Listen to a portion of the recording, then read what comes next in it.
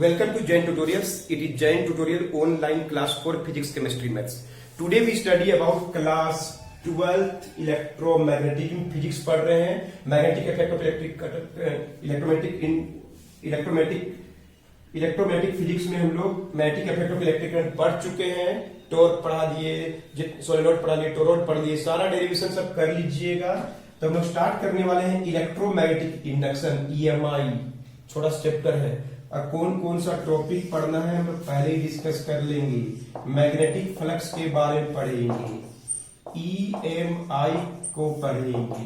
EMI क्या होता है, फैराडे लॉ पढ़ेंगे, लेंज लॉ पढ़ेंगे. क्लियर है. सेल्फ इंडक्शन और लास्ट में म्यूचुअल इंडक्शन. इतना टॉपिक पढ़ना है.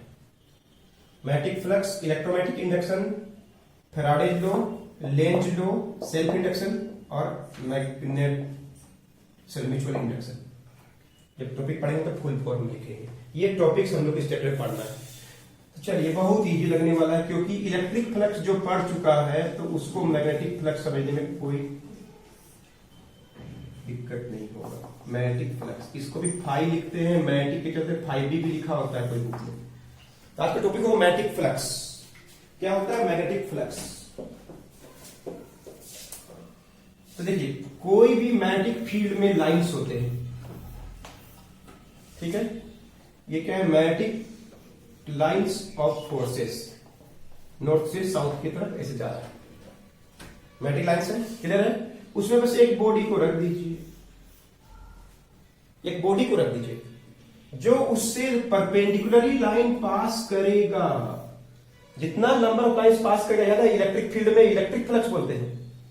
इसमें मैग्नेटिक लाइंस ऑफ फोर्स पास कर रहा है, लेकिन क्या होना चाहिए, परपेंडिकुलर. उस पर परपेंडिकुलर से बहुत सा लाइन पास कर रहा है. जो लाइन परपेंडिकुलर उससे पास करेगा, एरिया से जो कोई एरिया रख दिए, कोई सरफेस रख दिए, उससे जो जो लाइन पास कर गया, ये मैग्नेटिक लाइंस, ये मैग्नेटिक लाइंस, ये मैग्नेटिक लाइंस. तो फ्लक्स क्या कहलाएगा, 3 गो फ्लक्स है बोलेंगे. बस में कि नहीं, कौन सा लाइन, सारे लाइंस नहीं, जो लाइंस उससे परपेंडिकुलरली पास होगा. जैसे कोई लाइन मान लीजिए ये वाला पास कर रहा है तो ये नहीं गिनाएगा. एक एग्जांपल देखिए, कोई लाइंस पास कर रहा है,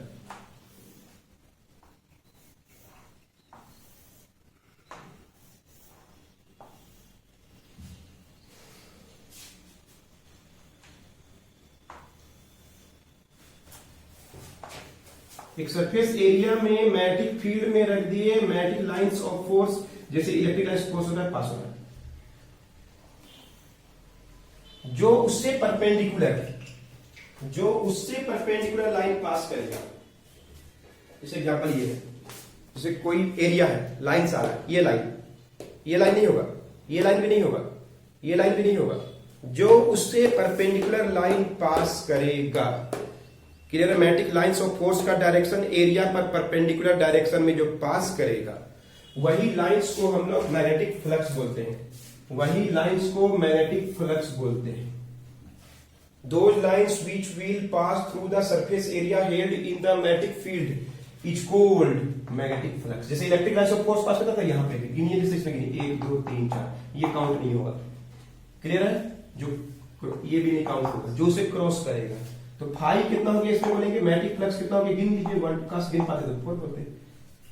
क्लियर है. जो magnetic lines of force pass करेगा उससे perpendicularly are called magnetic flux. Clear है. What is magnetic flux? The first question का आंसर लिख रहे हैं, the number of magnetic lines of forces, magnetic lines of forces pass through the surface area, pass through the surface area.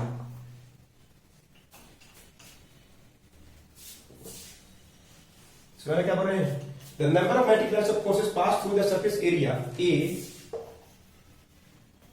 normally मतलब perpendicular, normally to it. Normally में perpendicular, normally बोलिए, perpendicularly बोलिए, की बात है.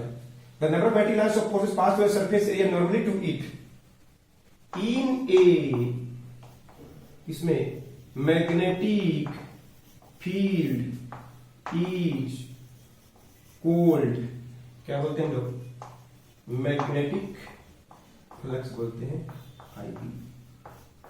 इस एग्जांपल में 1 2 3 4 line normally पास किया, उससे परपेंडिकुलरली नॉर्मली पास कर गया, तो फ्लक्स इज इक्वल टू 4। ये लाइन नॉर्मली पास नहीं किया, ये तो क्रॉस नहीं किया, क्रॉस भी करना जरूरी है। तो जितना नंबर लाइंस पास करेगा इस सिंपली कॉल्ड मैग्नेटिक फ्लक्स बोलते हैं। अंडरस्टूड? नोट कीजिए। सो मैग्नेटिक फ्लक्स के बारे में पता चल गया कि ऐसे नंबर ऑफ लाइंस जो उस एरिया से परपेंडिकुलरली पास करते हैं इसको फ्लक्स। क्लियर है? मैग्नेटिक फ्लक्स जो है वो किन किन बातों पे डिपेंड करेगा, कितना कोई एरिया मैग्नेटिक फ्लक्स देगा, कितना लाइन क्रॉस करेगा, वो डिपेंड करता है एरिया पे। एरिया छोटा रहेगा तो कम लाइन पास करेगा, एरिया बड़ा कर देंगे तो ज्यादा लाइन पास करेगा। क्लियर है? डिपेंड करता है मैग्नेटिक फील्ड पे, मैग्नेटिक फील्ड कितना स्ट्रॉन्ग है। जैसे मैग्नेटिक फील्ड स्ट्रॉन्ग रहेगा तो लाइंस नजदीक नजदीक होते हैं, और यही एरिया है। वही एरिया में वीक मैग्नेटिक फील्ड तो लाइंस दूर दूर होते हैं। ये हो गया वीक मैग्नेटिक फील्ड, तो लाइंस दूर दूर होते हैं। पता है, हम पहले जानते हैं, हम लोग इलेक्ट्रिक हो या मैग्नेटिक हो, लाइंस दूर दूर होते हैं। जो स्ट्रॉन्ग मैग्नेटिक फील्ड होता है नजदीक नजदीक होता है, तो लाइंस का संख्या ज्यादा नहीं हुआ। तो वो डिपेंड करता है, बी मतलब क्या, मैग्नेटिक फील्ड पे डिपेंड करता है, ए मतलब क्या, एरिया ऑफ सरफेस पे डिपेंड करता है, और थीटा पे डिपेंड करेगा। जो जितना, जैसे कोई लाइन ऐसे है ना, जैसे ये मैग्नेटिक फील्ड है, ये मैग्नेटिक फील्ड डायरेक्शन और एरिया, तो एंगल पे डिपेंड करता है कि नहीं? इसको ऐसे रख देंगे तो लाइन परपेंडिकुलर लाइन कम जाएगा, इससे नहीं जाएगा, फिर जाएगा लाइन लेकिन परपेंडिकुलर लाइन इससे जाएगा, फिर ऐसे रखिए तो इतना लाइन परपेंडिकुलर जाएगा। तो वो थीटा पे डिपेंड करता है, वो थीटा पे डिपेंड करता है मतलब क्या, angle between direction of magnetic field and vector area. इसलिए एरिया को कैसे रखते हैं उस पर डिपेंड करता है। तिरछा रख दीजिएगा, है कि नहीं, 60 डिग्री में रख दीजिएगा, कम लाइन 90 डिग्री में रखिए, ज्यादा लाइन पास करेगा। बस में है, यानी मैग्नेटिक फ्लक्स जो डिपेंड करता है एरिया पे, कुछ पूछा एग्जाम में सीधे बोलिए मैग्नेटिक फील्ड पे और थीटा पे डिपेंड करता है। अंडरस्टूड? तो इसको डिफाइन कैसे किया गया, मीनिंग समझा दिए। मैग्नेटिक फ्लक्स को डिफाइन किया गया है बी डॉट ए, या डॉट नहीं क्या बनेगी, B A cos theta. Flux is defined as, उसमें क्या था, इलेक्ट्रिक फ्लक्स अगर आपको याद होगा तो इंटेंसिटी इनटू एरिया था, बहुत बार यूज किए हैं, गॉस थ्योरम तक में यूज कर रहे थे इसको लोग।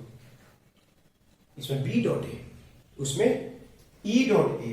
तो मैग्नेटिक फ्लक्स को डिफाइन किया गया है इससे बी डॉट ए। अगर बोलेगा डिफाइन मैग्नेटिक फ्लक्स तो क्या आंसर लिखेंगे, बहुत ही चैप्टर है, जैसे लग रहा है इलेक्ट्रिक फ्लक्स पढ़े हैं वैसे होता है मैग्नेटिक फ्लक्स। तो क्या बोलेंगे, मैग्नेटिक फ्लक्स का मीनिंग समझा दिए, इज अब डिफाइन कर रहे हैं, इसी पे तो डिपेंड करता है, एज क्या, dot product of magnetic field B and vector area ए।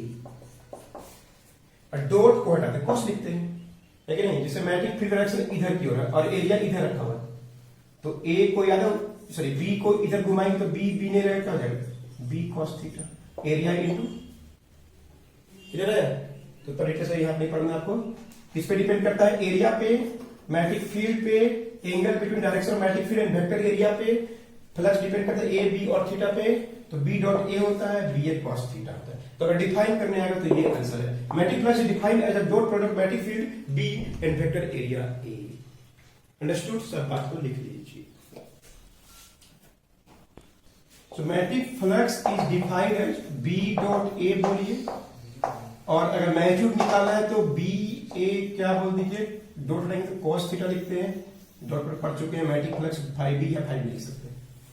अब हम पहले लिखेंगे, इसका यूनिट लिखेंगे, इसका डायमेंशन लिखेंगे, और ये बताएंगे कि ये स्केलर क्वांटिटी है। देखिए unit magnetic phi equal to क्या है, B dot A. Magnetic flux का होता है टेस्ला और एरिया का होता है मीटर स्क्वायर। ये तो टेस्ला मीटर स्क्वायर लिखिए, जैसे एक साइंटिस्ट का नाम है Weber. Weber is the unit of magnetic flux. Weber is given by tesla metre square. Tesla metre square एक नंबर मिलता है क्या, मैं weber is the unit of which physical quantity. Answer होगा magnetic flux. Magnetic flux dimension, dimension क्या होगा, phi equal to क्या है, बी डॉट ए। याद है मैग्नेटिक फ्लक्स क्या होता है, एम एल 0 टी माइनस 2 ए माइनस 1। जब मैग्नेटिक फील्ड शुरू किया तब देखिए लिखे हुए थे हम m1 l0 t minus 2 a minus 1 और एरिया कितना होता है l स्क्वायर। एक नंबर क्या मिलता है m1 l2 t minus 2 a minus 1 और ये नंबर है, नंबर है scalar quantity. Magnetic flux can be zero, exam में आता है कैसे रखेंगे तो जीरो होगा। मैग्नेटिक फ्लक्स जीरो कैसे होगा, अगर ऐसे एरिया को रखेंगे, अगर एरिया पे डिपेंड करता है, उसको डायरेक्शन पे डिपेंड करता है। एरिया ऐसे, मतलब एरिया ऐसे लगेंगे सबसे अधिक, ठीक है, इसको ऐसे कर देंगे मतलब 0 डिग्री, असल में 0 डिग्री हो गया ये इस डायरेक्शन में। तो देखिए ऐसे रखिएगा, सबसे अधिक लाइन क्रॉस करेगा और 0 लाइन इस ऐसे क्रॉस कर 0 लाइन क्रॉस करेगा। इससे कह रहा ना एक लाइन क्रॉस नहीं कर रहा है, इसका एरिया पे डिपेंड करता है, ये कैसे रखे उस पर डिपेंड करता है। तो ये इसका 0 डिग्री ऐसे घुमा देंगे तो 90 डिग्री हो जाएगा। एरिया को इसके 90 डिग्री में, देखिए ये 0 डिग्री में, जैसे जैसे इसको घुमाएंगे हम लोग तो मैग्नेटिक फ्लक्स कम होते जाएगा और ऐसे में 0 हो जाएगा। मतलब ये बॉडी को 90 डिग्री में रखिए, ऐसे में सबसे अधिक लाइन पास करेगा 0 डिग्री में, ऐसे करेंगे 90 डिग्री, इसकी अपेक्षा 90 डिग्री, समझ रहा है, इसकी अपेक्षा 90 डिग्री। तो can be 0 when theta is equal to 90 degree. Theta 90 degree में ऐसे को ऐसे घुमा के रख दीजिए, तो फ्लक्स विल बी क्या होगा, B A cos 90 degree is equal to क्या होगा, 0। क्लियर है, यानी लाइंस, तो लाइंस तो ऐसे ही आएगा, एरिया पे डिपेंड करता है। एरिया को ऐसे रखें तो 0 डिग्री में और ऐसे घुमा घुमा के वापस उसको हम लोग 90 डिग्री में रख सकते हैं। ये 0 डिग्री में रखा हुआ ऐसे बोलते हैं और ये 90 डिग्री बात है, 90 डिग्री घुमा दिए तो सबसे कम लाइंस पास करेगा।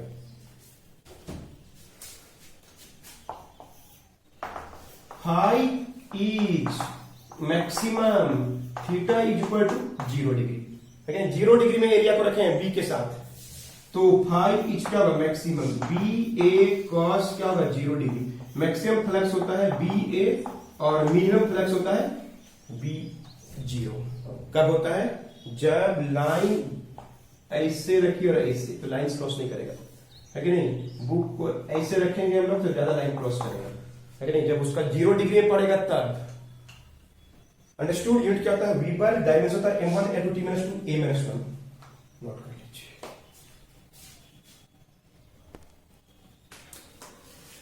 और इसमें टॉपिक होता है what is magnetic flux density, phi d भी बोलते हैं। तो देखिए कोई सरफेस ए एरिया है, ए एरिया का फ्लक्स फाई है, तो 1 यूनिट एरिया का फ्लक्स क्या होगा, फाई पर यूनिट एरिया। ए एरिया का फ्लक्स अगर फाई है, ए एरिया से फाई लाइन जा रहा है, तो 1 यूनिट एरिया से कितना जाएगा, 5 बाई ए। तो magnetic flux density is the magnetic flux per unit area को बोलते हैं। Magnetic flux per unit area मतलब 1 यूनिट एरिया से कितना, जैसे ये एरिया, जैसे मान लीजिए 20 सेंटीमीटर स्क्वायर एरिया से, तो 20 मीटर स्क्वायर कर रहे हैं, ठीक है ना। और फ्लक्स इक्वल टू मान लीजिए 50 है, 20 मीटर स्क्वायर एरिया से 50 वीबर फ्लक्स है मान लीजिए, तो 1 यूनिट एरिया से क्या होगा, 50 by 20 is called magnetic flux density. So magnetic flux density the magnetic flux per unit area. So magnetic flux density is the magnetic flux per unit area बोलते हैं, मतलब फ्लक्स को एरिया से divide कर दीजिए। तो magnetic flux density is magnetic flux per unit area of surface. इन किसमें, magnetic field, it is given by phi d equal to phi. जैसे एग्जांपल 20 मीटर स्क्वायर एरिया है तो फ्लक्स कितना है 50, तो 1 यूनिट एरिया में क्या 50/20, तो magnetic flux density is the flux per unit area. इसका यूनिट क्या होता है वीबर पर मीटर स्क्वायर, फ्लक्स का वीबर, एरिया का मीटर स्क्वायर, वीबर पर मीटर स्क्वायर। इसको टेस्ला भी बोल सकते हैं, देखिए कैसे, वीबर क्या था टेस्ला मीटर स्क्वायर था, बाय क्या मीटर स्क्वायर, कोई बुक में इसको टेस्ला लिख देता है। टेस्ला मैग्नेटिक फील्ड का भी है और मैग्नेटिक फ्लक्स डेंसिटी का भी है। अंडरस्टूड, समझ आ गया। आज का पहला टॉपिक बहुत इंपॉर्टेंट चैप्टर शुरू होने वाला है, मैग्नेटिक फ्लक्स के बारे में बता दिए, मैग्नेटिक फ्लक्स डेंसिटी के बारे में बता दिए। अगला टॉपिक शुरू होने वाला फैराडेज लॉ, जिसमें इलेक्ट्रोमैग्नेटिक इंडक्शन क्या होता है उनका फार्मूला सब बताने वाले हैं। नोट कर लीजिए, मिलते हैं आपसे नेक्स्ट वीडियो में।